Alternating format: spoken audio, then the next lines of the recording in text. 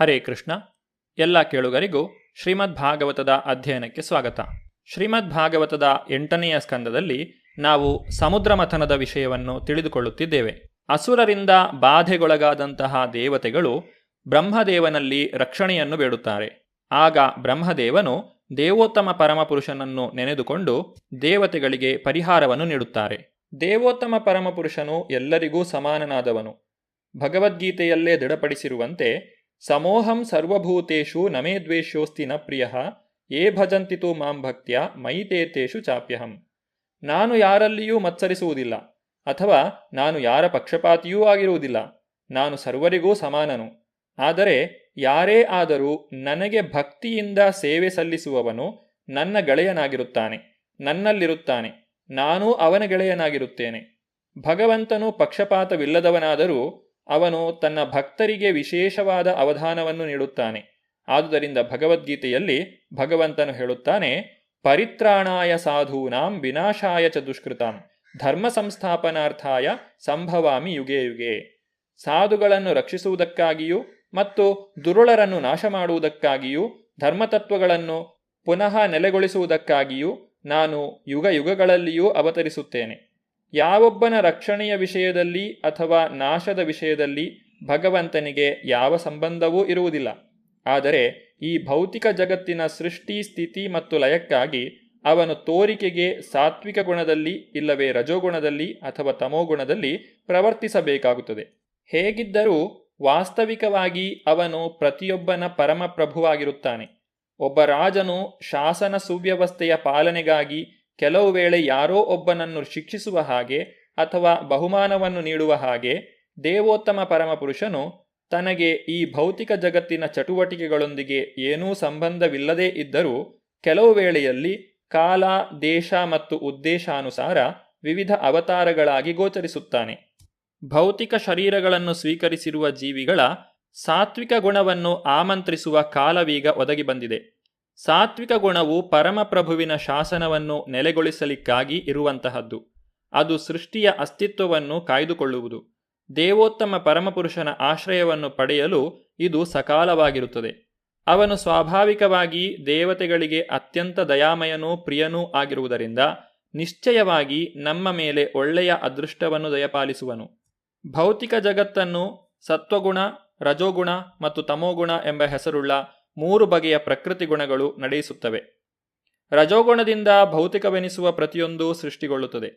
ಸತ್ವಗುಣದಿಂದ ಭೌತಿಕದ ಪ್ರತಿಯೊಂದೂ ಸರಿಯಾಗಿ ಪಾಲನೆಗೊಳ್ಳುತ್ತದೆ. ಸೃಷ್ಟಿಯು ಅವ್ಯವಸ್ಥಿತವಾದಾಗ ತಮೋಗುಣದಿಂದ ಪ್ರತಿಯೊಂದೂ ನಾಶಗೊಳ್ಳುತ್ತದೆ. ನಾವೀಗ ಸಾಗುತ್ತಿರುವ ಕಲಿಯುಗದ ಪರಿಸ್ಥಿತಿಯನ್ನು ಇಲ್ಲಿ ಅರಿತುಕೊಳ್ಳಬಹುದು. ಕಲಿಯುಗ ಪ್ರಾರಂಭವಾಗುವುದಕ್ಕೆ ಮೊದಲು ದ್ವಾಪರ ಯುಗದ ಕೊನೆಯ ವೇಳೆಯಲ್ಲಿ ಭಗವಾನ್ ಶ್ರೀಕೃಷ್ಣನು ಅವತರಿಸಿದನು ಮತ್ತು ತನ್ನ ಉಪದೇಶಗಳನ್ನು ಭಗವದ್ಗೀತೆಯ ರೂಪದಲ್ಲಿ ಉಳಿಸಿದನು. ಅದರಲ್ಲಿ ಅವನು ಸಕಲ ಜೀವಿಗಳೂ ತನ್ನಲ್ಲಿ ಶರಣಾಗುವಂತೆ ಹೇಳಿರುತ್ತಾನೆ. ಆದರೆ ಕಲಿಯುಗದಲ್ಲಿ ಜನರು ಶ್ರೀಕೃಷ್ಣನ ಪಾದಕಮಲಗಳಿಗೆ ಪ್ರಾಯೋಗಿಕವಾಗಿ ಶರಣಾಗಲು ಸಾಧ್ಯವಿಲ್ಲವಾಗಿದೆ.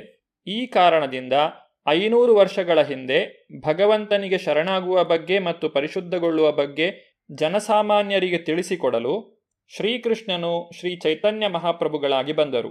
ಶ್ರೀಕೃಷ್ಣನ ಪಾದಾರವಿಂದಗಳಿಗೆ ಶರಣಾಗುವುದೆಂದರೆ ಪೂರ್ಣ ಪರಿಶುದ್ಧಿಯನ್ನು ಪಡೆಯುವುದು ಎಂದು ಅರ್ಥವಾಗುತ್ತದೆ. ಸರ್ವಧರ್ಮಾನ್ ಪರಿತ್ಯಜ್ಯ ಮಾಮೇಕಂ ಶರಣಂ ವ್ರಜ ಅಹಂ ತ್ವಾಂ ಸರ್ವ ಪಾಪೇಭ್ಯೋ ಮೋಕ್ಷಯಿಷ್ಯಾಮಿ ಮಾ ಶುಚಃ.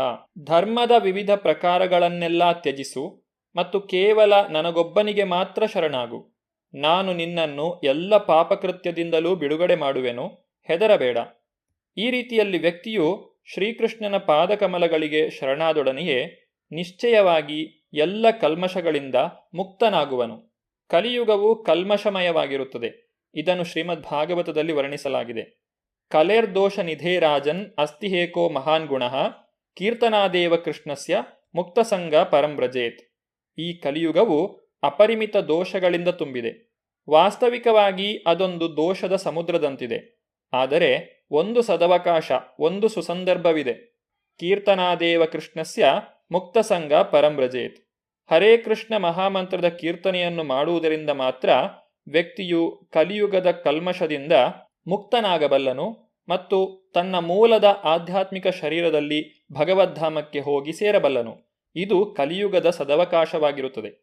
ಶ್ರೀಕೃಷ್ಣನು ಗೋಚರಿಸಿದಾಗ ಅವನು ತನ್ನ ಆದೇಶಗಳನ್ನು ನೀಡಿದನು. ಸ್ವತಃ ಶ್ರೀಕೃಷ್ಣನು ಶ್ರೀ ಚೈತನ್ಯ ಮಹಾಪ್ರಭುವಾಗಿ ಓರ್ವ ಭಕ್ತನಾಗಿ ಗೋಚರಿಸಿದಾಗ ಅವನು ಕಲಿಯುಗವೆಂಬ ಸಾಗರವನ್ನು ದಾಟುವ ದಾರಿಯನ್ನು ನಮಗೆ ತೋರಿಸಿದನು. ಅದು ಹರೇ ಕೃಷ್ಣ ಆಂದೋಲನದ ದಾರಿಯಾಗಿರುತ್ತದೆ. ಶ್ರೀ ಚೈತನ್ಯ ಮಹಾಪ್ರಭುಗಳು ಗೋಚರಿಸಿದಾಗ ಅವರು ಸಂಕೀರ್ತನ ಚಳುವಳಿಯ ಯುಗವನ್ನು ಪ್ರಾರಂಭಿಸಿದರು. ಈ ಯುಗವು 10,000 ವರ್ಷಗಳವರೆಗೆ ಮುಂದುವರಿಯುವುದೆಂದು ಭವಿಷ್ಯ ನುಡಿಯಲಾಗಿದೆ. ಅಂದರೆ ಕೇವಲ ಸಂಕೀರ್ತನ ಚಳುವಳಿಯನ್ನು ಕೈಗೊಳ್ಳುವುದರಿಂದ ಮತ್ತು ಹರೇ ಕೃಷ್ಣ ಮಹಾಮಂತ್ರವನ್ನು ಕೀರ್ತನೆ ಮಾಡುವುದರಿಂದ ಈ ಕಲಿಯುಗದ ಪತಿತಾತ್ಮರು ಉದ್ಧಾರಗೊಳ್ಳುವರು. ಭಗವದ್ಗೀತೆಯನ್ನು ಹೇಳಲಾದ ಕುರುಕ್ಷೇತ್ರ ಯುದ್ಧದ ನಂತರ ಕಲಿಯುಗವು 4,32,000 ವರ್ಷಗಳವರೆಗೆ ಮುಂದುವರಿಯುವುದು. ಅವುಗಳಲ್ಲಿ 5,000 ವರ್ಷಗಳು ಮಾತ್ರ ದಾಟಿವೆ. ಹೀಗೆ ಇನ್ನೂ 4,27,000 ವರ್ಷಗಳು ಬಾಕಿಯಾಗಿ ಉಳಿದಿವೆ. ಈ 4,27,000 ವರ್ಷಗಳಲ್ಲಿ 500 ವರ್ಷಗಳ ಹಿಂದೆ ಶ್ರೀ ಚೈತನ್ಯ ಮಹಾಪ್ರಭುಗಳಿಂದ ಉದ್ಘಾಟಿಸಲಾದ ಸಂಕೀರ್ತನ ಚಳುವಳಿಯ 10,000 ವರ್ಷಗಳು ಕಲಿಯುಗದ ಪತಿತಾತ್ಮರಿಗೆ ಕೃಷ್ಣ ಪ್ರಜ್ಞೆಯ ಚಳುವಳಿಯನ್ನು ಕೈಗೊಳ್ಳಲು, ಹರೇ ಕೃಷ್ಣ ಮಹಾಮಂತ್ರವನ್ನು ಸಂಕೀರ್ತನೆ ಮಾಡಲು ಮತ್ತು ಈ ರೀತಿಯಿಂದ ಭೌತಿಕ ಅಸ್ತಿತ್ವದ ಹಿಡಿತದಿಂದ ಪಾರಾಗಿ ಭಗವದ್ಧಾಮಕ್ಕೆ ಹಿಂದಿರುಗಲು ಸದವಕಾಶವನ್ನು ಒದಗಿಸುವು. ಹರೇ ಕೃಷ್ಣ ಮಹಾಮಂತ್ರ ಸಂಕೀರ್ತನೆಯು ಯಾವಾಗಲೂ ಶಕ್ತಿಶಾಲಿಯಾದದ್ದು, ಆದರೆ ಈ ಕಲಿಯುಗದಲ್ಲಿ ಅದು ವಿಶೇಷ ಶಕ್ತಿಶಾಲಿಯಾಗಿದೆ. ಆದುದರಿಂದ ಶುಕಮುನಿಗಳು ಪರೀಕ್ಷಿತ ಮಹಾರಾಜನಿಗೆ ಉಪದೇಶಿಸುವಾಗ ಹರೇ ಕೃಷ್ಣ ಮಹಾಮಂತ್ರದ ಸಂಕೀರ್ತನೆಗೆ ಮಹತ್ವವನ್ನು ಕೊಟ್ಟರು. ನನ್ನ ಪ್ರೀತಿಯ ರಾಜನೇ, ಕಲಿಯುಗವು ದೋಷಗಳಿಂದ ತುಂಬಿದ್ದರೂ ಈ ಯುಗದ ವಿಷಯವಾಗಿ ಒಂದು ಒಳ್ಳೆಯ ಗುಣ ಇನ್ನೂ ಇದೆ. ಅದು ಯಾವುದೆಂದರೆ, ಹರೇ ಕೃಷ್ಣ ಮಹಾಮಂತ್ರವನ್ನು ಸಂಕೀರ್ತನೆ ಮಾಡುವುದರಿಂದ ಒಬ್ಬನು ಭೌತಿಕ ಬಂಧನದಿಂದ ಮುಕ್ತನಾಗಬಹುದು ಮತ್ತು ದಿವ್ಯಧಾಮಕ್ಕೆ ತೇರ್ಗಡೆಗೊಳ್ಳಬಹುದು. ಪರಿಪೂರ್ಣ ಕೃಷ್ಣ ಪ್ರಜ್ಞೆಯಲ್ಲಿ ಹರೇ ಕೃಷ್ಣ ಮಹಾಮಂತ್ರವನ್ನು ಪ್ರಸಾರ ಮಾಡುವ ಕಾರ್ಯವನ್ನು ಕೈಗೊಂಡವರು ಜನರನ್ನು ಭೌತಿಕ ಅಸ್ತಿತ್ವದ ಹಿಡಿತಗಳಿಂದ ಅತಿ ಸುಲಭವಾಗಿ ಬಿಡುಗಡೆ ಮಾಡಲು ಈ ಸದವಕಾಶವನ್ನು ಕೈಗೆತ್ತಿಕೊಳ್ಳಬೇಕು. ಆದುದರಿಂದ ಶ್ರೀ ಚೈತನ್ಯ ಮಹಾಪ್ರಭುಗಳ ಉಪದೇಶಗಳನ್ನು ಅನುಸರಿಸುವುದು ಮತ್ತು ಅತ್ಯಂತ ಪ್ರಾಮಾಣಿಕವಾಗಿ ಕೃಷ್ಣ ಪ್ರಜ್ಞೆಯ ಚಳುವಳಿಯನ್ನು ಪ್ರಪಂಚದಲ್ಲೆಲ್ಲ ಬೋಧಿಸುವುದು ನಮ್ಮ ಕರ್ತವ್ಯವಾಗಿದೆ. ಇದು ಮಾನವ ಸಮಾಜದ ಶಾಂತಿಗೆ ಮತ್ತು ಸಮೃದ್ಧಿಗೆ ಅತ್ಯಂತ ಶ್ರೇಷ್ಠವಾದ ಕಲ್ಯಾಣ ಕಾರ್ಯಕ್ರಮವಾಗಿದೆ. ಶ್ರೀ ಚೈತನ್ಯ ಮಹಾಪ್ರಭುಗಳ ಚಳುವಳಿಯು ಕೃಷ್ಣ ಸಂಕೀರ್ತನ ಪ್ರಸಾರವನ್ನು ಒಳಗೊಂಡಿರುತ್ತದೆ. ಪರಂ ವಿಜಯತೆ ಶ್ರೀಕೃಷ್ಣ ಸಂಕೀರ್ತನಂ. ಶ್ರೀಕೃಷ್ಣ ಸಂಕೀರ್ತನೆಗೆ ಸರ್ವಜಯವಾಗಲಿ. ಅದೇಕೆ ಅಷ್ಟೊಂದು ಮಹಿಮಾನ್ವಿತವಾಗಿದೆ? ಶ್ರೀ ಚೈತನ್ಯ ಮಹಾಪ್ರಭುಗಳು ಇದನ್ನು ಕೂಡ ವಿವರಿಸುತ್ತಾರೆ. ಚೇತೋದರ್ಪಣ ಮಾರ್ಜನಂ. ಹರೇ ಕೃಷ್ಣ ಮಹಾಮಂತ್ರದ ಕೀರ್ತನೆಯಿಂದ ಹೃದಯವು ಪರಿಶುದ್ಧವಾಗುವುದು. ಇಲ್ಲಿ ನಿಜವಾದ ಸಮಸ್ಯೆ ಏನೆಂದರೆ, ಈ ಕಲಿಯುಗದಲ್ಲಿ ಸತ್ವಗುಣ ಎಂಬುದು ಇರುವುದಿಲ್ಲ ಮತ್ತು ಹೃದಯವು ಶುದ್ಧವಾಗಿರುವುದಿಲ್ಲ. ಅದಲ್ಲದೆ ಇದೇ ಕಾರಣದಿಂದ ಜನರು ತಮ್ಮ ಶರೀರದೊಂದಿಗೆ ತಮ್ಮನ್ನು ಗುರುತಿಸಿಕೊಳ್ಳುವ ತಪ್ಪನ್ನು ಮಾಡುತ್ತಾರೆ. ನಾವು ವ್ಯವಹರಿಸುತ್ತಿರುವ ಮಹಾ ದಾರ್ಶನಿಕರು ಮತ್ತು ವಿಜ್ಞಾನಿಗಳೂ ಕೂಡ ಎಲ್ಲರೂ ತಾವು ತಮ್ಮ ಶರೀರಗಳೆಂಬುದಾಗಿ ಕಾರ್ಯತಃ ತಿಳಿದಿರುತ್ತಾರೆ. ಹೀಗೆ ನಮ್ಮ ಹೃದಯಗಳ ಒಳಗಿರುವ ಕೊಳಕು ವಿಷಯಗಳಲ್ಲಿ ದೇಹವನ್ನು ಆತ್ಮವೆಂದು ಗುರುತಿಸಿಕೊಳ್ಳುವುದು ಅತ್ಯಂತ ಅಪಾಯಕಾರಿಯಾಗಿದೆ. ಈ ತಪ್ಪು ತಿಳುವಳಿಕೆಯು ಅತಿ ಬಲಿಷ್ಠವಾದ ತೊಡಕಾಗಿರುವುದರಿಂದ ಅದನ್ನು ನಿವಾರಿಸಬೇಕು. ಅದು ಭಗವದ್ಗೀತೆಯ ಮತ್ತು ಶ್ರೀ ಚೈತನ್ಯ ಮಹಾಪ್ರಭುಗಳ ಉಪದೇಶವಾಗಿದೆ. ವಾಸ್ತವಿಕವಾಗಿ ಭಗವದ್ಗೀತೆಯು ಈ ಉಪದೇಶಗಳೊಂದಿಗೆ ಪ್ರಾರಂಭವಾಗುತ್ತದೆ. ದೇಹಿನೋಸ್ಮಿನ್ ಯಥಾ ದೇಹೇ ಕೌಮಾರಂ ಯೌವನಂ ಜರಾ ತಥಾ ದೇಹಾಂತರ ಪ್ರಾಪ್ತಿರ್ ಧೀರಸ್ತತ್ರ ನ ಮುಹ್ಯತಿ. ದೇಹದಲ್ಲಿರತಕ್ಕ ಆತ್ಮನು ಬಾಲ್ಯದಿಂದ ಯೌವನಕ್ಕೆ, ಅಲ್ಲಿಂದ ಮುಪ್ಪಿಗೆ ನಿರಂತರವಾಗಿ ದಾಟುತ್ತಿರುವ ಹಾಗೆಯೇ ಆತ್ಮನು ಮರಣಕಾಲದಲ್ಲಿ ಇನ್ನೊಂದು ದೇಹಕ್ಕೆ ದಾಟುವನು. ಆತ್ಮ ಸಾಕ್ಷಾತ್ಕಾರವುಳ್ಳ ಆತ್ಮನು ಅಂತಹ ಬದಲಾವಣೆಯಿಂದಾಗಿ ದಿಕ್ಕುಗೆಡುವುದಿಲ್ಲ. ಆತ್ಮನು ದೇಹದಲ್ಲಿದ್ದರೂ ತಪ್ಪು ತಿಳುವಳಿಕೆಯ ಮತ್ತು ಮೃಗೀಯ ಪ್ರವೃತ್ತಿಗಳ ಕಾರಣದಿಂದ ವ್ಯಕ್ತಿಯು ದೇಹವನ್ನು ಆತ್ಮವೆಂದು ನಿಶ್ಚಯಿಸುತ್ತಾನೆ. ಆದುದರಿಂದ ಚೈತನ್ಯ ಮಹಾಪ್ರಭುಗಳು ಚೇತೋದರ್ಪಣ ಮಾರ್ಜನಂ ಎಂದಿರುತ್ತಾರೆ.